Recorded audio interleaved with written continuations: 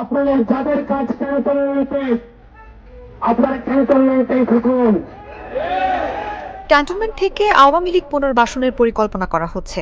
জাতীয় নাগরিক পার্টির দক্ষিণাঞ্চলের সংগঠক হাসনাত আবদুল্লাহর এই অভিযোগ ঘিরে উত্তপ্ত গোটা রাজনৈতিক মহল।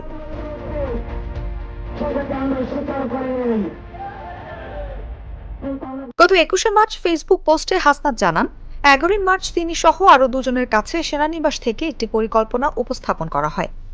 আসন সমঝোতার বিনিময়ে প্রস্তাব মেনে নিতে বলা হয়। হাসনাতের এই পোস্টকে কেন্দ্র করে রাজধানী সহ দেশের বিভিন্ন জায়গায় আওয়ামী লীগের পুনর্বাসনের বিরুদ্ধে প্রতিবাদ করা হয় এবং নিষিদ্ধের দাবি জানানো হয়।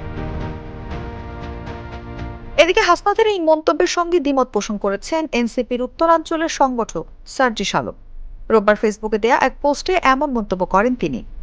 পোস্টে 11ই মার্চ হাসনাতের সঙ্গে সেদিন ক্যান্টনমেন্ট ছিলেন উল্লেখ করে সার্জিস লেখেন, হাসনাত সেদিন তার জায়গা থেকে যেভাবে সেনাপ্রধানের বক্তব্যকে অবজার্ভ ও রিসিভ করেছে এবং ফেসবুকে লিখেছে, সেক্ষেত্রে কিছুটা দ্বিমত আছে তার।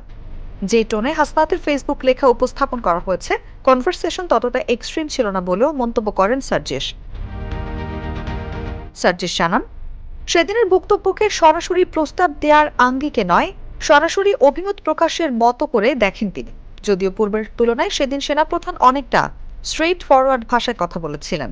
পাশাপাশি রিফাইন্ড আওয়ামী লীগের জন্য চাপ দেওয়ার যে বিষয়টি এসেছে, সেখানে চাপ দেওয়া হয়েছে এমনটি তার মনে হয়নি, বরং রিফাইন্ড আওয়ামী লীগ না আসলে দীর্ঘমেয়াদী দেশের পরিস্থিতি এবং রাজনৈতিক দলগুলোর মধ্যে যে সমস্যার সৃষ্টি হবে, সেটা তিনি অতি আত্মবিশ্বাসের সাথে বলছিলেন।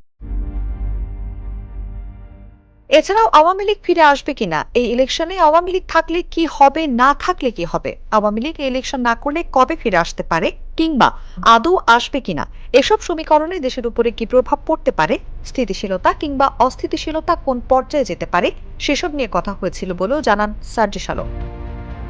এছাড়াও বিষয়টি ফেসবুকের স্ট্যাটাসে এসেছে, এই প্রক্রিয়াটি সমীচীন মনে হয়নি উল্লেখ করে সার্জিস লেখেন, পরবর্তীতে যে কোনো স্টক হোল্ডারের সাথে তাদের গুরুত্বপূর্ণ আলোচনা আস্থার সংকটে পড়তে পারে। অনুভা বিশ্বাস, জাগো নিউজ।